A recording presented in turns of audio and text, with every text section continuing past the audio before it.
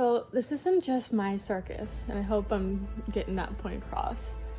It's a collective we circus. It's like a national rodeo at this point. So judge shopping really threatens and fractures our democracy, you know? Kind of like a cheap IKEA shelf, and I think, you know, wherever you stand on it, you want the judiciary to be blind, to be able to serve justice regardless of what's happening in the other two branches of government. Like, you know, let those toddlers like get out, and like let the judiciary remain unbiased, impartial. It holds the frickin' line, you know? And so when you start letting like the small bad actors, because it's really a minutia, right? But when the bad actors are incentivized to keep doing it, they become powerful, right? Because they've been practicing like this for decades in these law firms and getting away with it, right? Because why would they change their behavior if it's the taxpayer and the public is paying for them to do this?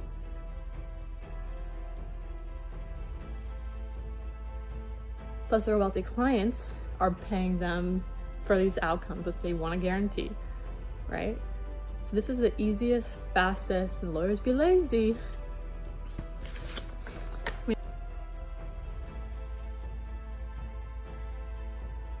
Economists are too, right? We're always looking for the most efficient, effective way. We're lazy in a different way, but you know, we have to change the system at the local level if you don't want it to permeate up into the federal level. And then they do something really smart too, right? And it's why racketeering is designed to prove it in the way that it is, like so easy to get convictions, right? And the FBI was really smart when they designed like whatever, is because they're going up against really powerful, really well-resourced organizations, right? And that's exactly what these things are. Like the bad law firms, they're studying the law in order to break it. It's racketeering, right? They're using judges, they're using small town police forces like the Easton Police, right? And they're incentivizing them. And if they can't incentivize them, they'll get them complicit, right? So they'll kind of like use that silver tongue to like, oh, you know, it's nothing like that. This is a great family. You know, just sweep this rape allegation or this like whatever under the rug, and you know, here's $8,000 for your whatever, right? But it's a really good family. He's going through a hard time, blah, blah, blah. He's a good man. Like, he didn't mean it. But once they get them to like a small town police force or an officer or a judge or whoever to do one thing, right? Just one thing that deviates from like the CT mandate to like report to CCADV, or if there's children involved to Department of Children's Services, whatever, right? Now, everything that comes after that, they're getting for free, right? Because they're like, well, your butt's tied to my bucks I have on you. What you did, and you broke the law there. You violated your procedural code, you know, 852, whatever, right? And so it's like, it's very challenging for lawyers who, the majority of lawyers and judges and police forces and whatever, actors who have to deal with these guys who aren't like that. Because as I've spent a lot of time, you know, ingratiating myself and learning the system, not just on the quant side, but really the qualitative, to get the whys, you know. And thank you all my qual teachers since 2018. God, those are the magic skills. The why, the how, the, you know. And yeah, it's like the best people to be able to call this out and to address it would be other lawyers, the majority of good lawyers who are scholars of the law, that do believe in serving the public interest, right? But in the system that these clever little minxes like have designed, right, as they're up there on the rafters, you know, what they designed is like, these lawyers have to operate. And because we keep incentivizing them with our taxpayer dollars, with not holding them accountable, with no transparency, right, is essentially their fiefdom becomes more and more powerful, and then becomes more and more challenging if you go against it, right? So even though the bad actors, like in Bridgeport and Fairfield County, are like, there's not a lot of them, it's not a ton of them, right? It's a small, like, I call it the Fairfield City corruption crew. A couple of like police commissioners on there from the Eastern Police, like a couple like businessmen, like former moguls, like got a couple like judges, a couple powerful law firms, stuff like that, right? And it's like, but they've been doing this for decades. They got a couple, like, at least I have confirmed one state's attorney, right? And you can tie all the relationship, yeah, because data doesn't lie. And like, if you're a good researcher, you do data triangulation, like, you can find their connections, follow the money, follow the appointments, follow the communications, yeah. And but it makes it impossible for these other guys to go up against them.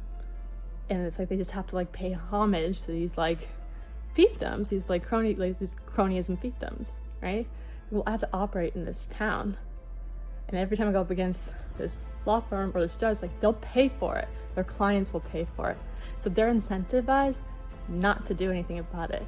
So it's like a short run, better outcome for their clients, but long run, it's terrible. Yeah, because it just goes power unchecked, right? And so it takes like civic engagement and being unwilling to, it's in holding that line, you know, and creating the environment for which like the public, and we all support those good lawyers, and we support and we redesign the system to incentivize the behavior which we seek.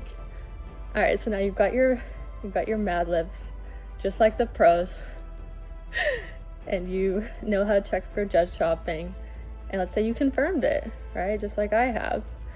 What do? You know, I mean, you document the crap out of it. You get it on the court record. Is that going to make you a friend down there? No, right? The judge is not going to be pleased for you calling it out. Try to do so with the laws, with the whatever, but like, you can, as civic engagement means like not like I tried for a year to like hint at it with the judge, as like he would say platitudes and like baloney and just waste everyone's time in court, right? Having my ex just lie, and then like he come in the next day and like all the evidence would say one thing, he's testifying to something else. I am holding the evidence. I'm like, it's right here. You know, it's also like here. It's been heard before. You've had these witnesses and these different, right? And they're like, no, you can't enter that evidence. It's like, and I said, whatever. You document the crap out of it. You say it. You get it on the record. You keep saying it. Why? Because you're leaving yourself an escape hatch. You're cementing it in the court record, and you're leaving yourself an escape hatch, you know? Because you can take this up into appellate court, and eventually that's what you have to do, right? Once you've exhausted all options and you let them know like you're not going to be intimidated, threatened, and have your constitutional rights violated, yeah, they're gonna fuck with you 10 ways a Sunday, just like they have with me, you know? But that's what it takes. Change is painful. It's hard. And they don't like it when you take out their fiefdoms, their money trails. Right? They're like, how dare you? It's like, well, how dare you? You know?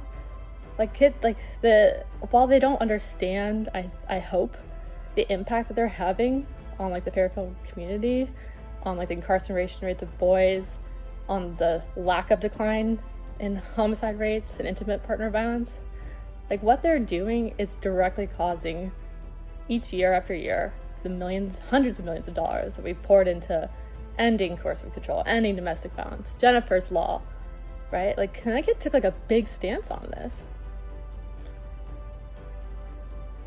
What they're doing is directly is preventing any of that from working. It's just like flush to your taxpayer dollars.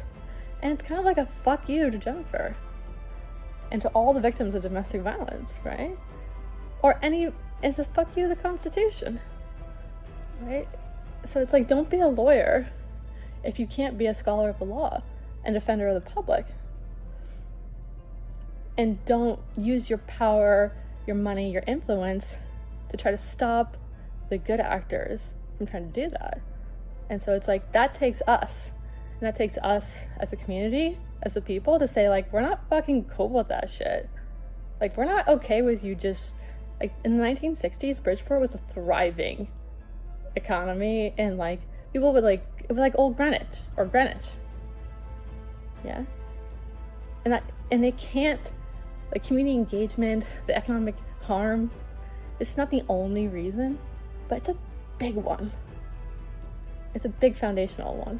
And until you fix the system and when the cronyism that's just rampant there, you're not going to be able to, like, end the poverty cycle and see, like, Danbury's blasting off in growth, industrialization, unemployment's dropping, community engagement's high. They got some good leaders over there. Got a good state's attorney, they've got good judges. You know, every other court district around that I've, like, talked with, worked with the law librarians, worked with the clerks, whatever, you don't see it. But in Bridgeport, it's like these guys, like, personal fiefdoms. So we can do something about that, babes. I think we should. And let's say you've got them on judge shopping or whatever, right? You've seen that they switched, like, last minute, or this law firm has done this, and this lawyer, you know, you've statistically proved, like, on the aggregate, that this lawyer is selectively grabbing, you know, like DeMatti repeatedly grabbed, like, O'Neill, and then everything after that, and then